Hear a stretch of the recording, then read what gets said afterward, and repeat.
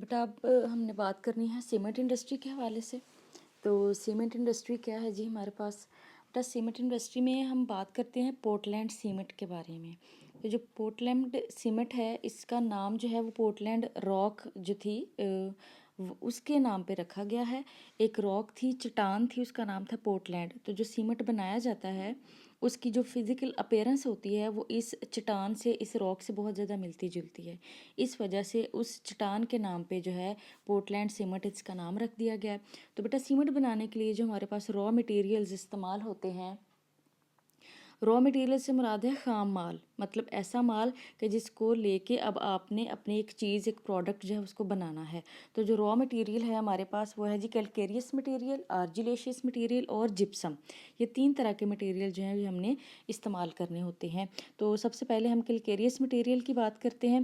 तो बेटा इसमें जो सबसे पहले है हमारे पास वो है जी लाइमस्टोन।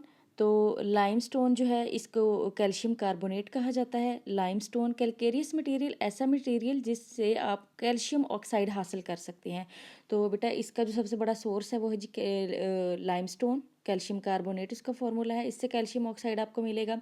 इसके अलावा मार्बल जो होता है, पत्थर, उसमें भी कैल्शियम मौजूद होता है। इसके अलावा चौक जो आप इस्तेमाल करते हैं, चौक में कैल्शियम होता है।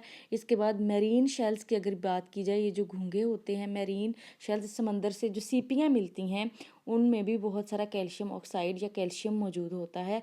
तो यहाँ से कैल्शियम जो है वो लिया जाता है सीमेंट को बनाने के लिए। इसके बाद सेकंड नंबर पे जो हमारे पास सीमेंट का रॉ मटेरियल वो है जी आर्जिलेशियस मटेरियल। तो बेटा आर्जिलेशियस मटेरियल जो है ये कहाँ से हासिल किया जाता है? क्ले से हासिल किया जाता है। क्ले क्या है? मिट्टी है। और शेल क्या है हमारे पास? शेल और स्लेट। बेटा ये दोनों ना मुख्तलिफ चट्टानों के नाम हैं और ये चट्टानों से हासिल किया जाता है। चट्टानें हैं जिसकी मुख्तलिफ किस्म की वीक सी परतें होती हैं और उसको आप फ्रेजाइल पार्ट्स में डिवाइड कर सकते हैं, कमज़ोर पार्ट्स में डिवाइड कर सकते हैं। और ब्लास्ट फर्नेस स्लैग हम इस्तेमाल करते हैं आर्जिलेशियस मटेरियल के तौर पे। तो ब्लास्ट फर्नेस जो है, स्लैग जो है, ये क्या होती है?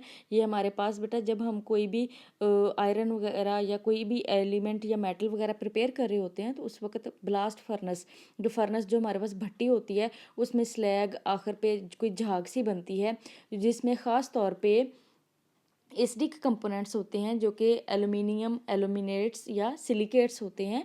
तो वहाँ से आर्जिलेशियस मटेरियल जो है ये हासिल किया जाता है। और इसके बाद जो जिप्सम है, तीसरा रॉ मटेरियल है सीमेंट बनाने के लिए, वो है जी जिप्सम।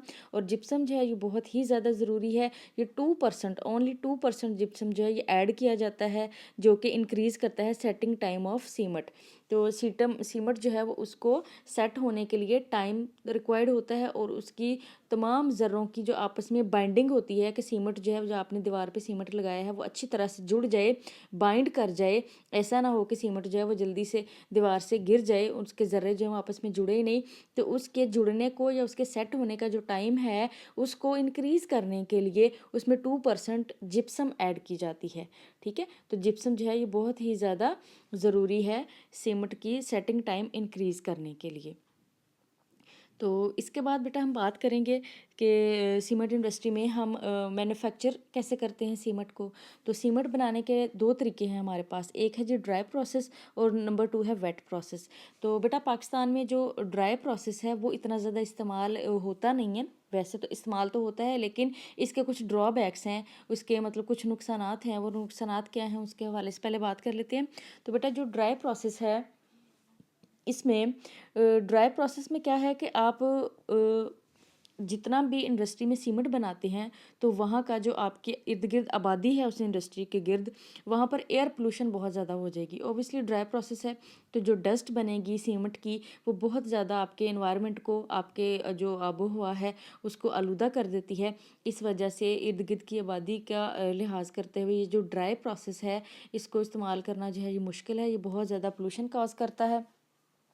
और जो सेकंड प्रोसेस है वो है वेट प्रोसेस। वेट प्रोसेस मतलब गीला। इसमें हम अपने जितने भी रॉ मटेरियल्स होते हैं सबसे पहले उनको पानी के साथ गीला कर लेते हैं और फिर आगे जो है उसकी प्रोसेसिंग करते हैं। तो इसलिए वेट प्रोसेस जो है उसको सबसे ज़्यादा इस्तेमाल किया जाता है पाकिस्तान में।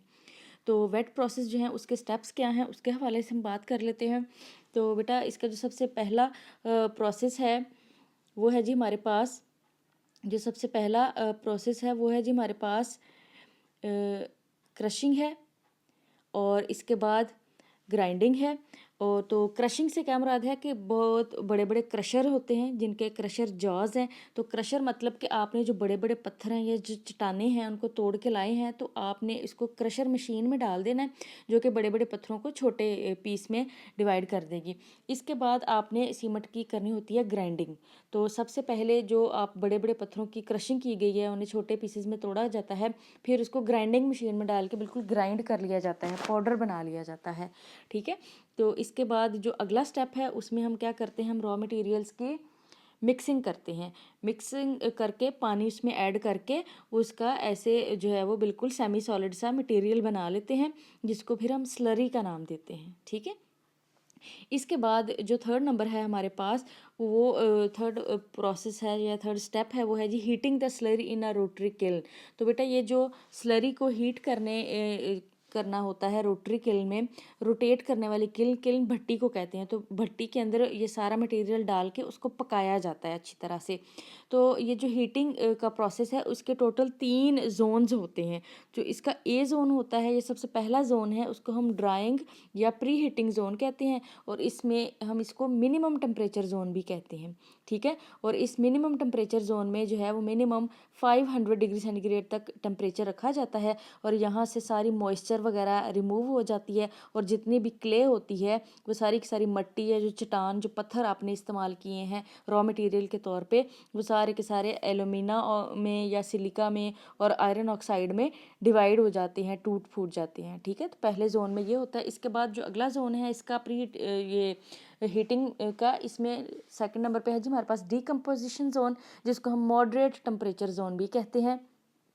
तो इस जोन में क्या होता है, यहाँ पर जो टेम्परेचर है वो 5 से अबव चला जाता है और तकरीबन 900 डिग्री सेंटीग्रेड तक चला जाता है।